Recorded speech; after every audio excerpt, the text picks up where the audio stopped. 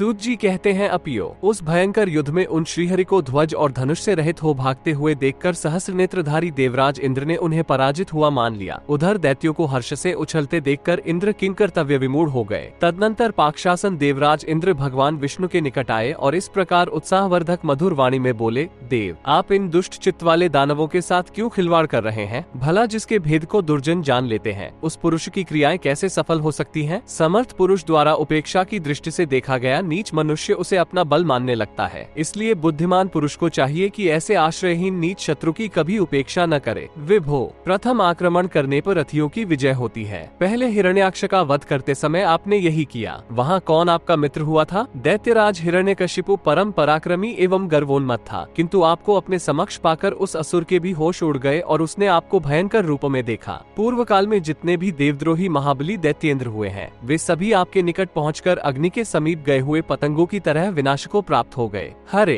प्रत्येक युग में आप ही दैत्यों के विनाशकर्ता होते आए हैं। विष्णु, उसी प्रकार आज इस युद्ध में पराजित हुए देवताओं के लिए आश्रयदाता होइए। इंद्र द्वारा इस प्रकार कहे जाने पर महाबाहु विष्णु का उत्साह विशेष रूप से बढ़ गया और वे परमोत्कृष्ट रिद्धि से संपन्न हो गए। तत्पश्चात संपूर्ण प्राणियों के आश्रय स्थान एवं शत्रुसूदन विष्णु ने इंद्र से ये समयोपयोगी बात कही, देवराज ये दैत्येंद्र अपने द्वारा प्राप्त किए गए वधोपायों से ही मारे जा सकते हैं, किसी अन्य उपाय से इनकी मृत्यु नहीं हो सकती। इनमें दैत्यराज तारक तो 7 दिन के बालक के अतिरिक्त अन्य सभी प्राणियों से अजेय है। किसी का वध स्त्री द्वारा होने वाला है तो दूसरे के वध में कुमारी कन्या कारण है, किंतु भयंकर पराक्रमी दानवराज जंभ तो मारा जा सकता है। अतः आप दिव्य पराक्रम प्रकट करके जगत को संतप्त करने वाले जंभ का वध कीजिए, क्योंकि वो दानव आपके अतिरिक्त अन्य सभी प्राणियों के लिए अवध्य है। युद्ध भूमि मेरे द्वारा सुरक्षित होकर आप जगत के लिए कंटकभूत जंभ को उखाड़ फेंकिए। भगवान विष्णु के उस कथन को सुनकर असुरहंता सहस्राक्ष इंद्र ने संपूर्ण देवताओं को पुनः सेना संगठन के लिए आदेश दिया।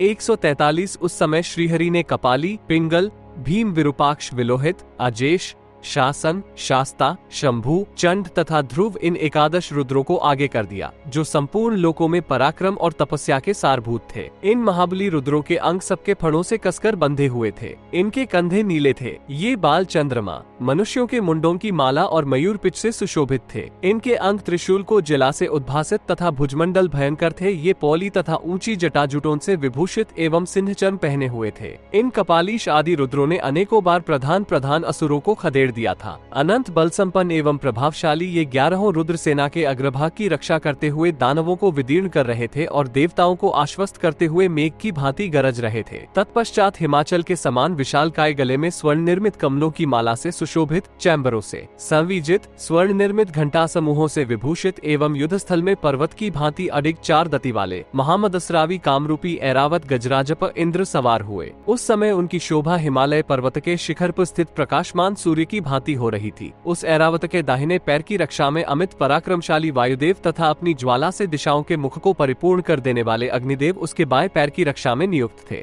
भगवान विष्णु सेना सहित इंद्र के पृष्ठभाग की रक्षा कर रहे थे। आदित्यगण, वसुगण, विश्वेदेवगण, मरुदगण और दोनों अश्विनी कुमार तथा गंधर्व, राक्षस, यक्ष, किन्न और प्रधान नाग, जो नाना प्रकार के आयुधारी, स्वर्ग निर्मित आभूषणों से विभूषित और रंग बिरंगे वस्त्र धारण किए हुए थे, अपने अपने चिन्हों से उपलक्षित 1-1 करोड़ कर यूथ बनाकर उस पर आगे आगे बंदियों द्वारा गाई जाती हुई अपनी कीर्ति की छाप डाल रहे थे। इस प्रकार वे सभी देव जातियां इंद्र के साथ हर्षपूर्वक दैत्यों का वध करने के लिए चल रही थी। देव समूहों से सुरक्षित, सैकड़ों हाथियों और घोड़ों के शब्दों से निनादित एवं करोड़ों छात्र और सुशोभित इंद्र की वो सेना दैत्यों का शोभ बढ़ाने वाली थी। तदनंतर उस देव सेना को आती हुई देखकर गजासुर ने घने मेघ समूह की भांति भयंकर हाथी का रूप धारण कर लिया। फिर तो उस भयंकर पराक्रमी दैत्येंद्र ने क्रोध से होठों को दांतोतले दबाए हुए कुठार हाथ में लेकर कुछ देवों को चरणों से रौंद डाला, कुछ को हाथ से पकड़कर दूर फेंक दिया तथा कुछ को फरसे से काट डाला। इस प्रकार उसे सेना का संहार करते हुए देखकर यक्ष, गंधर्व और किन्नर ये सभी संगठित होकर चित्र विचित्र शस्त्रास्त्र समूहों की वर्षा करने लगे। उस समय वे पाश, कुठार,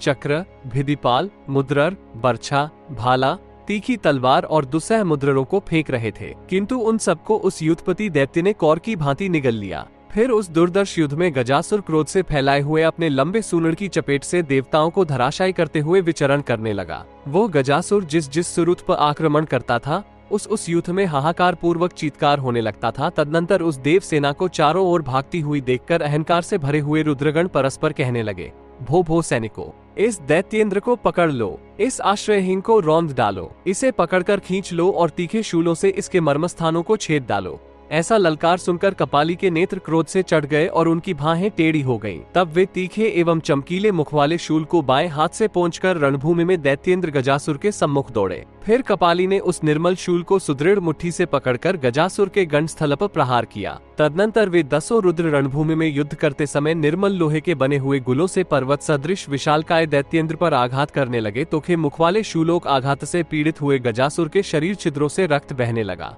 उस समय काली कांति वाला वह दैत्य शरद ऋतु में सब ओर से खिले हुए लाल और नीले कमलों से भरे हुए निर्मल सरोवर की भांति शोभा पा रहा था तथा सो की तरह शरीर में श्वेत भस्म रमाए हुए रुद्रों से घिरा हुआ था। इस प्रकार विपत्ति में फंसे हुए दैत्यराज गजासुर ने अपने कर्णपल्लव को हिलाते हुए शंभु के नाभिदेश को दांतों से विदीर्ण कर दिया। तत्पश्चात गजासुर को कपाली और शंभु इन दोनों रुद्रों के साथ उलझा हुआ देख शेष नवो रुद्र जो रणभूमि में उपस्थित थे तथा महाबली एवं युद्ध में निर्भय होकर लड़ने वाले थे, उस देवद्रोही के शरीर को विविध प्रकार के शस्त्रों से उसी प्रकार काटने लगे जैसे वन में मरे हुए भैंसे को पाकर श्रृंगाल नोचने लगते हैं। ये देखकर असुर श्रेष्ठ गज कपाली को छोड़कर हट गया। फिर कुपित हुए उस दैत्य ने बड़े वेग से नवी रुद्रों पर धावा किया। उसने पैरों के आघात से, दांतों के प्रहार से तथा सूनड़ की चपेटों से उन्हें रौंद डाला। इस प्रकार उनके साथ द्वंद्वयुद्ध करने से जब वो थक गया तब कपाली ने उस देवद्रोही के सूनड़ को पकड़ लिया और वे गजासुर को बड़े वेग से घुमाने लगे। जब उन्होंने देखा कि ये दैत्य परिश्रम से आतुर हो गया है, उसकी युद्ध के लिए अभिलाषा एवं उद्यम समाप्त हो चुके हैं, ये रण में उत्साहहीन हो गया है और अब इसके प्राण मात्र अवशेष हैं, तब उसे भूतल पर पटक दिया। उसके सभी अंग से रक्त की धारा बह रही थी। तब कपाली ने भूतल पर पड़े हुए उस गजासुर के भयंकर चर्म को उधेड़कर अपना वस्त्र बना लिया। तदनंतर उस युद्ध में क्रोध से भरे हुए लोकपालगण दूसरा धनुष लेकर चारों ओर से अमोघ बाणों द्वारा दानवेंद्र तारक को घायल करने लगे। तब उस दानवराज के नेत्र अमर्ष से लाल हो गए। फिर तो वो देवताओं पर अग्नि सदृश दाहक बाणों की वर्षा करने लगा। पुनः उसने प्रलयकालीन अग्नि के समान एक विकराल बाण लेकर बड़ी शीघ्रता से सुंदर भुजा वाले इंद्र की छाती पर प्रहार किया। उस आघात से रथ के पिछले भाग में बैठे हुए महेंद्र भी कांप उठे। पुनः अंतरिक्ष में हजारों सूर्य बिंब की तरह उस होते हुए अद्भुत पराक्रमी विष्णु को देखकर उस दानव ने अनायास ही 2 बाणों से उनके कंधों के मूल भाग पर ऐसी गहरी चोट की जिससे केशव का शानग धनुष उनके आगे गिर पड़ा। तत्पश्चात अजय दैत्यराज तार्क ने रणभूमि में प्रेतनाथ यम तथा उनके दाहिने भाग में स्थित वसु को कुछ भी न गिनते हुए उन्हें बाणों से बींध दिया और अग्नि सदृश दाहक बाणों से वरुण के शरीर को सुखा दिया तथा शीघ्र ही अग्नि सदृश बागों से राक्षसों को भयभीत कर दिशाओं में खदेड़ दिया। इसी प्रकार उस अमुराज ने खेल ही खेल में रूखे बाणों के आघात से वायुदेव को भी विकृत कर दिया। थोड़ी देर बाद चेतना प्राप्त होने पर स्वयं भगवान विष्णु, इंद्र, अग्नि आदि देवगण सुसंगठित होकर तीखे बाणों द्वारा उस प्रचंड दैत्य के साथ विष के ग्रास के समान भीषण संग्राम करने लगे। उस समय श्रीहरि ने अपने धनुष पर प्रत्यचा चढ़ाकर तीखे बाणों द्वारा दैत्यराज के प्रिय सारथी को यमलोक का पथिक बना दिया। पुनः अग्नि ने उसके ध्वज को, महेंद्र ने किरीट को, कुबेर ने पृष्ठ भाग पर स्वर्णजटित धनुष को, यम ने भुजाओं को और वायु ने रथार्गों तथा उस असुर राज के कवच को भी काट गिराया। तदनंतर अपनी दोनों भुजाएं ही जिसकी सहायक थीं, उस दैत्यराज तार्क ने युद्धस्थल में देवताओं द्वारा किए गए उस युद्ध और उनके सत्य पराक्रम को देखकर रणभूमि में इंद्र के ऊपर अपना भयंकर मुद चला दिया। उस अनिवार्य मुद्र को आकाश मार्ग से आते हुए देखकर इंद्र रथ से कूदकर पृथ्वी पर खड़े हो गए और वह मुद्र कठोर